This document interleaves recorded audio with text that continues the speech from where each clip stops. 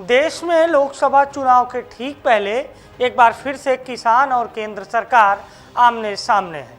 केंद्र सरकार के द्वारा 2 वर्ष पूर्व मांगी गई मांगों पर अमल न करने पर किसान एक बार फिर से आंदोलन कर रहे हैं और किसानों ने दिल्ली के कई बॉर्डर पर अपनी उपस्थिति दर्ज करा दी है। नमस्कार, मेरा नाम अभिषेक शर्मा है और आप देख रहे हैं द लीडर हिंदी।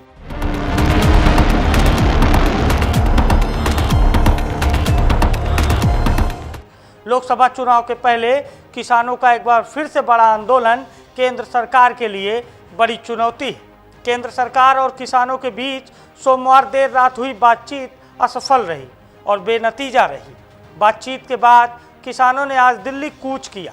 किसानों को रोकने के लिए बैरिकेडिंग लगाई गई, नुकीले कीली लगाई गई और दिल्ली के शंभू बॉर्डर पर पुलिस द्वारा किसानों के ऊपर आंसू गैस के गोले छोड़े गए, जिससे अफरा तफरी का माहौल बन गया। चारों ओर लंबा जाम लगा हुआ है। किसान अपनी मांगों को लेकर दिल्ली कूच कर चुके हैं।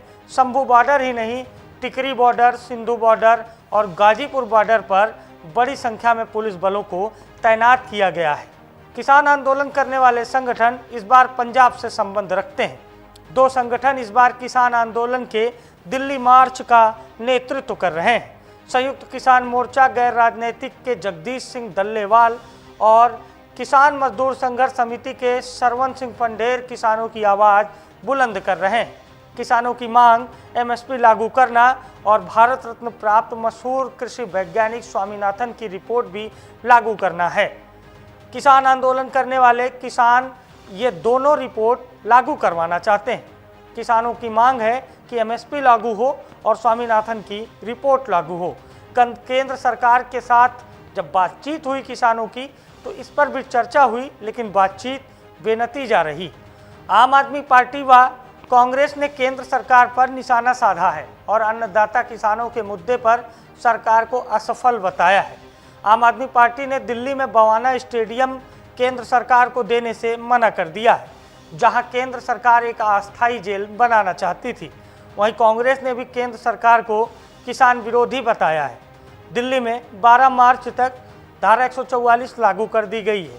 किसानों को रोकने के लिए पुलिस ने कटीले तारों के अलावा बैरिकेड, सीमेंट के बड़े बड़े ब्लॉक, कंटेनर और दूसरे अवरोधक भी लगाए हैं।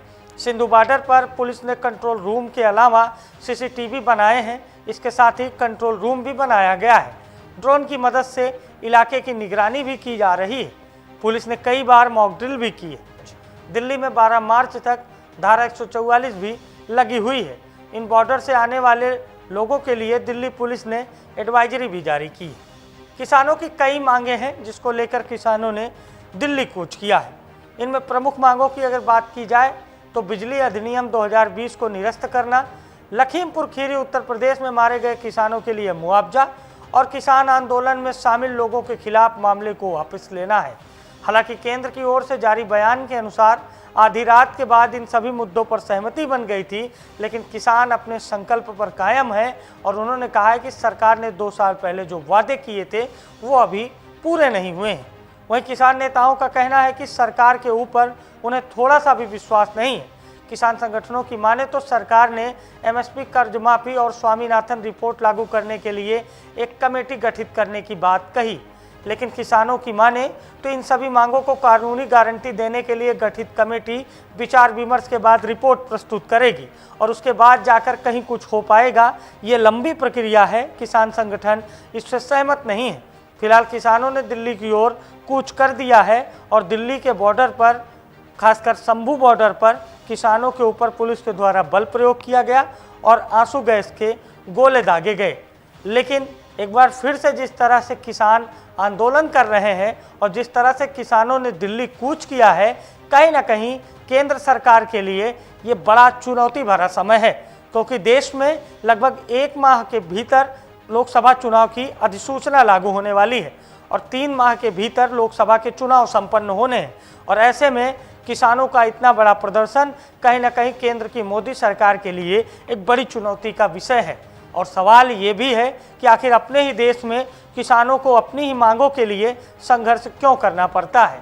भारत कृषि प्रधान देश है, जहाँ की 75% आबादी कृषि पर निर्भर है, यानी गांव में रहने वाला जो भी परिवार है वो किसानी पर निर्भर रहता है और किसानी ही एक प्रमुख व्यवसाय भी माना जाता है। ऐसे में जब किसान अपनी मूलभूत मांगों को लेकर सड़क पर उतर रहे हैं तो आखिर जिम्मेदारी किसकी है और कौन जिम्मेदार है किसानों के इस हालात की। फिलहाल सरकार ने जिस तरह से किसानों को रोकने की व्यवस्था की है उससे मानो तो यही लग रहा है कि जैसे किसान अपने ही देश में किसी फौज से टकराने जा रहे हैं।